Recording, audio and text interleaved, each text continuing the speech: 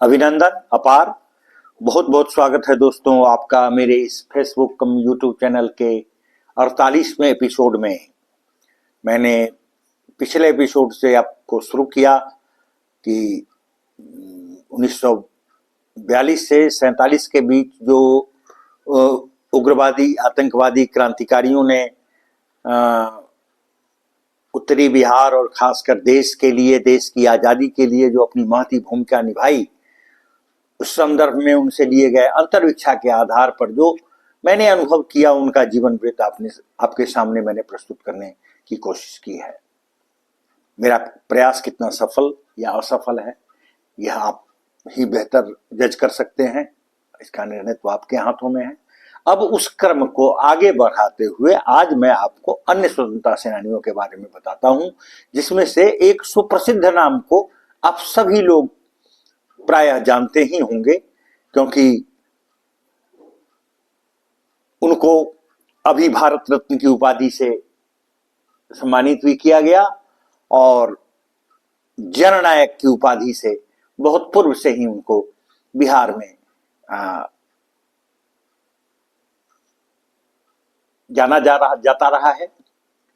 वो है श्री कर्पूरी ठाकुर जी। समस्तीपुर शहर से पश्चिम प्रायः 12 किलोमीटर दूर पितौझिया वर्तमान नाम कर्पूरी ग्राम में एक अत्यंत निम्न श्रेणी के परिवार में जन्मे स्वर्गीय ठाकुर 1942 की अगस्त क्रांति से संबद्ध महान स्वतंत्रता सेनानियों में अग्रिम पंक्ति में थे।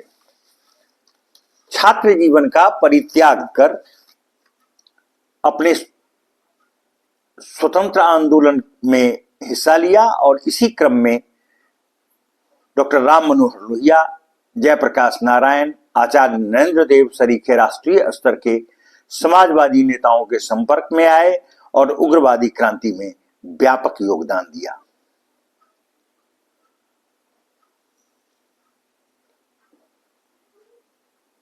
वो गिरफ्तार भी हुए उग्रवादी आतंकवादी क्रांतिकारियों के साथ और कुछ अवधि तक जेल में रहने के पश्चात उन्हें रिहा कर दिया गया। बावजूद इसके उन्होंने उत्तरी बिहार के उग्रवादी क्रांतिकारियों और सक्रिय लोगों के संपर्क में निरंतर बने रहे और अपनी भूमिका का निर्वहन, जो कुछ भी उनको आजाद दस्ता और उससे संबद्ध लोगों द्वारा दिए गए, उनका उन्होंने निर्वहन किया। स्वतंत्रता संग्राम के पश्चात लगातार कई दशकों तक बिहार विधानसभा में विरोधी दल के नेता और 2 बार मुख्यमंत्री पद पर आसीन होने वाले इस झोपड़ी का लाल का जीवन पर्यंत बहुजन हिताय बहुजन सुखाय के मूल मंत्र को चरितार्थ करने में व्यतीत हुआ। अपने जीवन की आखिरी सांस तक उन्होंने जन सेवा, समाज सेवा और राजनीति के माध्यम से लोगों के सामने अपना एक ऐसा प्रखर व्यक्तित्व प्रस्तुत किया जिनकी तुलना आज कोई भी राजनेता नहीं कर सकता है। मुख्यमंत्री, नेता विरोधी दल, उप मुख्यमंत्री जैसे पदों पर आसीन रहने के बावजूद वो अपने जीवन के अंत तक एक झोपड़ी में ही रह गए। उन्होंने कुछ भी गलत तरीके से अर्जित नहीं किया और अपना जो एक उनका रसूख था वो उन्होंने रसूख कायम रखा।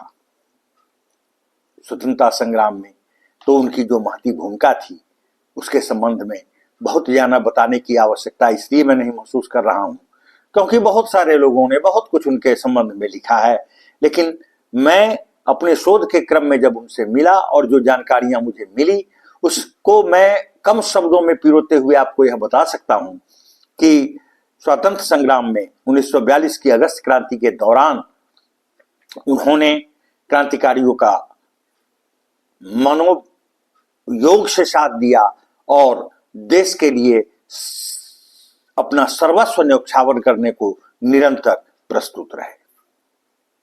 अब इस क्रम को आगे बढ़ाते हुए मैं आपको जिस स्वतंत्रता सेनानी की चर्चा आपके सामने कर रहा हूं वो भी कालजयी थे, श्री योगेंद्र शुक्ल। हाजीपुर वैशाली जिला में अवस्थित जलालपुर के एक मध्यम वर्गीय परिवार में जन्म लेने वाले योगेंद्र शुक्ल भारतीय स्वतंत्रता संग्राम के उन महान सेनानियों में से एक थे जिनका लोहा ब्रिटिश प्रशासन भी मानने को विवश थी। अनेक बार पकड़े गए, प्रायः हर बार पुलिस और जेल प्रशासन की आंखों में धूल झोंक कर भाग निकले। एक बार की घटना मैं केवल आपको यह बता देना चाहता हूं जो उनके संबंध में उल्लेखनीय है कि सोनपुर पुल पर वो पार कर रहे थे और मुखबिरों ने पुलिस को यह जानकारी दे दी थी कि आज योगेंद्र शुक्ल पुल पार करने वाले हैं और इस समय में पार करेंगे।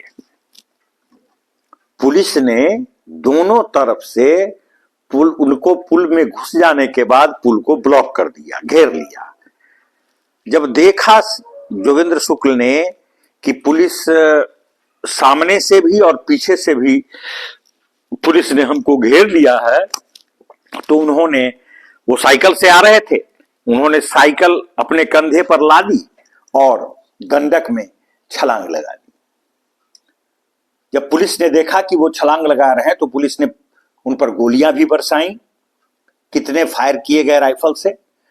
पुलिस ने यह समझा कि वो धारा के प्रवाह के साथ दक्षिण दिशा की ओर बढ़ रहे होंगे, जबकि श्री योगेंद्र शुक्ल जी ने पुलिस के इस मनोभाव को पढ़ते हुए धारा के विपरीत दिशा में उत्तर की ओर लगातार कई किलोमीटर तक तैरकर गंडक नदी को पार किया और पुलिस को चकमा देकर भाग निकलने में सफल हुए।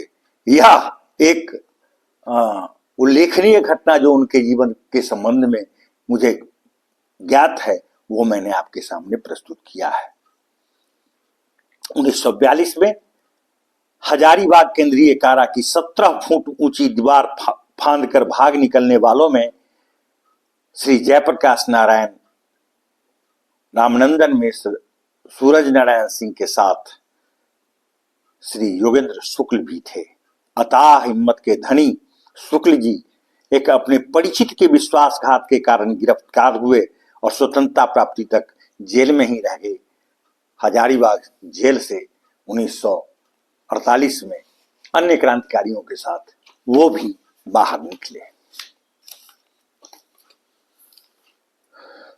अब अगले जिस स्वतंत्रता सेनानी का नाम आपके सामने मैं उल्लेख करने जा रहा हूं वो भी काफी नामी ग्रामी व्यक्ति थे, श्री रामनंदन मिश्र जी। दरभंगा शहर से 5-6 किलोमीटर दक्षिण पूर्व में पतोर नामक गांव में 1906 में एक जमींदार परिवार में जन्मे रामनंदन मिश्र उन विरल विभूतियों में हैं जो स्वर्गीय गांधी जी के शब्दों में उनके 5वें पुत्र थे। लेकिन सामाजिक परिवर्तन से संबद्ध उनकी आंतरिक बेचैनी को गांधी जी की अतिशय निकटता में भी न परिश्रांति मिली और न आत्मविश्वास, और वे उनके ही आशीर्वाद से समाजवादी पार्टी में शामिल हो गए। मिश्र जी काशी विद्यापीठ में अपनी शिक्षा पूरी करने के पश्चात 20 वर्ष की उम्र में गांधी जी के संपर्क में आए और स्वाधीनता आंदोलन से जुड़ गए। 1934 में समाजवादी पार्टी की स्थापना के पश्चात मिश्र जी लोहिया, जयप्रकाश नारायण, आचार्य नरेंद्र देव, अच्युत पटवर्धन, अशोक मेहता, आसफ अली आदि के खेमे में शामिल हुए। मार्क्सवाद की वैज्ञानिक विचारधारा ने जिन नवयुवकों के खून में उबाल पैदा किया उनमें मिश्र जी अग्रणी थे। सन 1942 के भारत छोड़ो आंदोलन में मिश्र जी हजारीबाग केंद्रीय कारा की 17 फुट ऊंची दीवार लांघकर जयप्रकाश नारायण, योगेंद्र शुक्ल, सूरज नारायण सिंह आदि 6 साथियों के साथ निकल भागे। फिर पकड़े गए और उसके बाद लाहौर के किले में इन्हें रखा गया। भीषण यंत्रणाएं दी गईं। देश आजाद हुआ। उस समय भी मिश्र जी जेल में ही बंद थे। स्वतंत्रता के पश्चात रिहा होकर जीवन पर्यंत समाज सेवा एवं आध्यात्मिक चिंतन में लीन रहे। 50 से अधिक पुस्तकों के रचयिता श्री मिश्र न केवल एक महान स्वतंत्रता सेनानी थे, एक विद्वान भी अग्रणी श्रेणी के थे। अब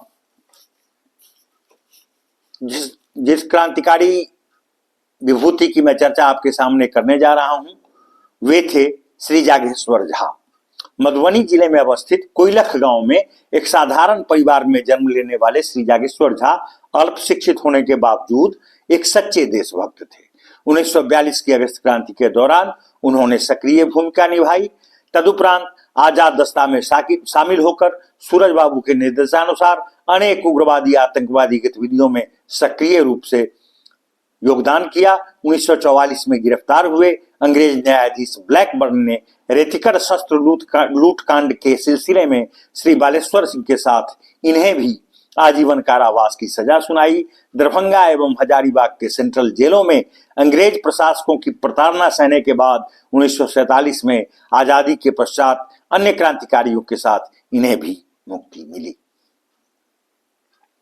अब अगले स्वतंत्रता सेनानी जिनकी मैं चर्चा आपके सामने रखने जा रहा हूं, वे थे श्री उपेंद्र मिश्र जी। भागलपुर जिले के महादेव मठ गांव में एक साधारण ब्राह्मण परिवार में पैदा होने वाले श्री उपेंद्र मिश्र की प्रारंभिक शिक्षा अपने ननिहाल भगवतीपुर मधुबनी डिस्ट्रिक्ट में हुई। 1942 की अगस्त क्रांति के दौरान मधुबनी जिले के उग्रवादियों के संपर्क में आए और आजाद दस्ता में शामिल होकर एक कट्टर आतंकवादी बन गए। दस्ता के अनेक कार्यक्रमों में सक्रिय भूमिका निभाई। अगस्त 1944 में यमुना सिंह जी के साथ नेहरी गांव में पड़ी पुलिस की रेड के दौरान गिरफ्तार कर लिए गए।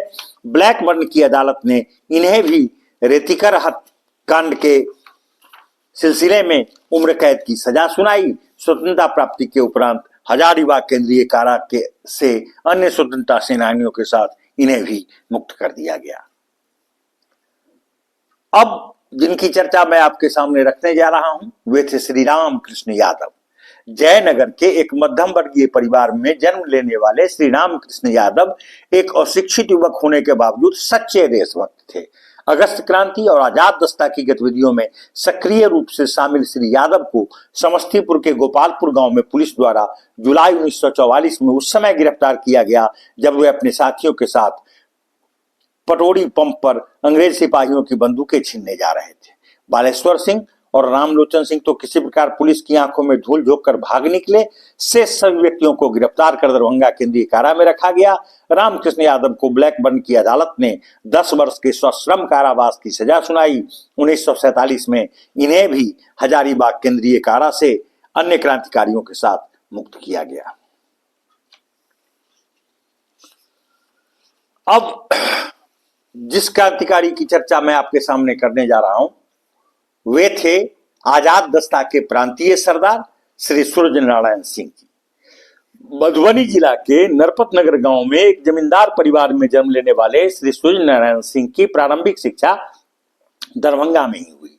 1942 की अगस्त क्रांति में सक्रिय भूमिका निभाने वाले सूरज बाबू कलकत्ता में अपने छात्र जीवन के दौरान वहां के उग्रवादी क्रांतिकारियों के संपर्क में आए।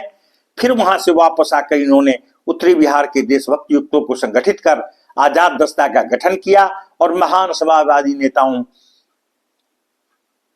सर्वश्री जयप्रकाश नारायण, डॉक्टर राम मनोहर लोहिया, अच्युत पटवर्धन सरीखे राष्ट्रीय स्तर के नेताओं के साथ मिलकर उग्रवादी क्रांति की मशाल को प्रज्वलित रखा।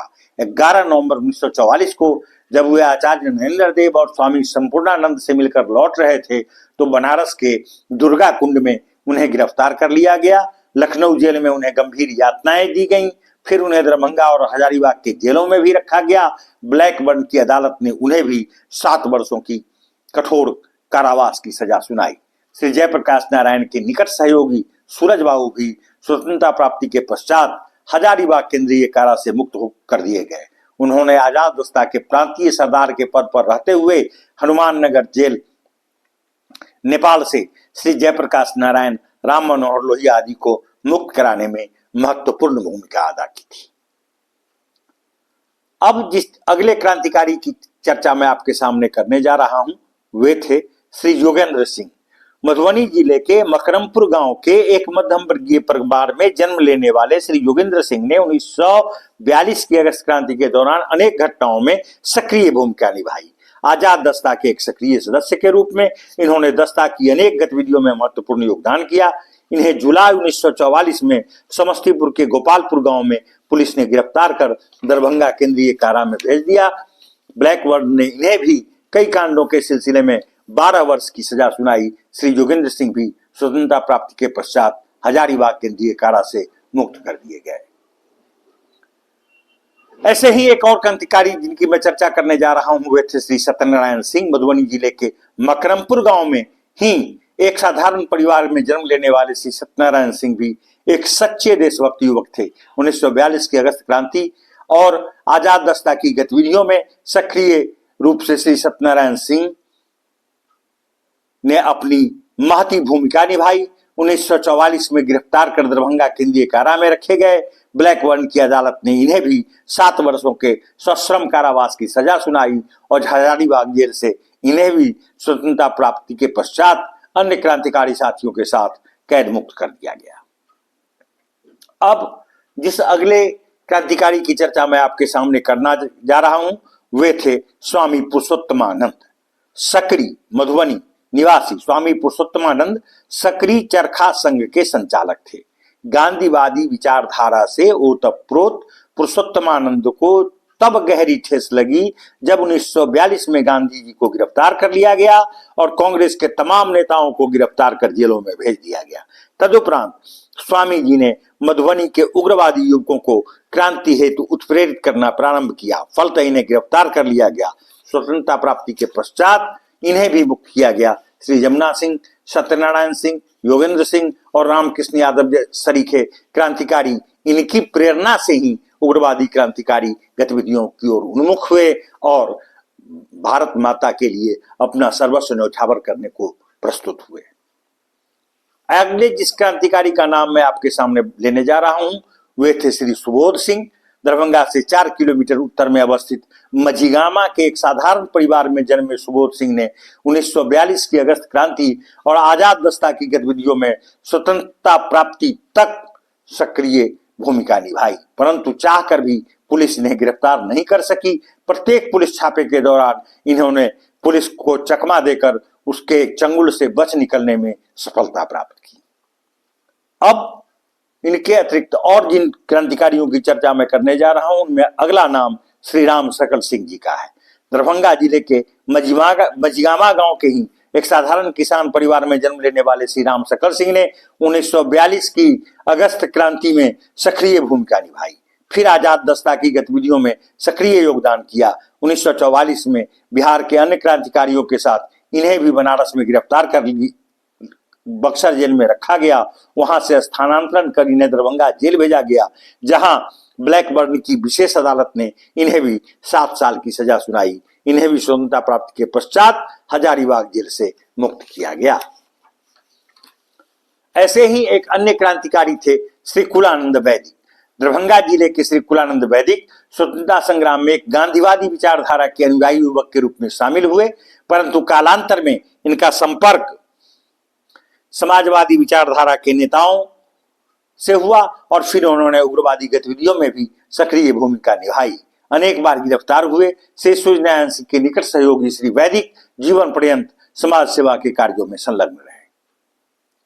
अब अगले जिस दुर्धर्ष क्रांतिकारी की चर्चा मैं आपके सामने करने जा रहा हूं वे थे श्री रामानंद तिवारी। भोजपुर जिले के प्रख्यात स्वतंत्रता सेनानी श्री रामानंद तिवारी बिहार पुलिस में हवलदार के पद पर कार्यरत थे, परंतु भारतवासियों के प्रति अंग्रेजों के दुर्व्यवहार ने उनके मन में अंग्रेजों के प्रति घृणा की भावना पैदा कर दी। फलतः अपने कई सहकर्मियों के साथ उन्होंने विद्रोह का बिगुल फूंक दिया। कालांतर में आजाद दस्ता में शामिल हुए और उनकी अनेक गतिविधियों में सक्रिय भूमिका निभाई। श्री तिवारी निरंतर राष्ट्रीय स्तर के समाजवादी नेताओं के निकट संपर्क में रहे। 1944 में पुलिस ने उन्हें उस समय गिरफ्तार कर लिया जब वे महात्मा गांधी से वर्धा में मिलने के पश्चात लौट रहे थे। उन्हें बक्सर, लखनऊ आदि केंद्रीय कारा में रखा गया। अनेक क्रांतिकारियों के साथ उन्हें भी स्वतंत्रता प्राप्ति के पश्चात जेल से रिहा कर दिया गया। स्वतंत्रता के पश्चात भी श्री तिवारी ने निष्क्रिय जीवन नहीं व्यतीत किया, बल्कि बिहार के आर्थिक और सामाजिक विकास हेतु सतत प्रयत्नशील रहे। इसी क्रम में 1952, 1957 और 1962 में बिहार विधानसभा के लिए भोजपुर जिला के शाहपुर क्षेत्र से निर्वाचित हुए और श्री महामाया प्रसाद सिंह की संविध सरकार में मंत्रिमंडल के सदस्य भी बने। मंत्री पद पर रहते हुए भी उन्होंने सादगी और सदाचार का आदर्श उपस्थित किया। आज के इस एपिसोड में बस इतना ही।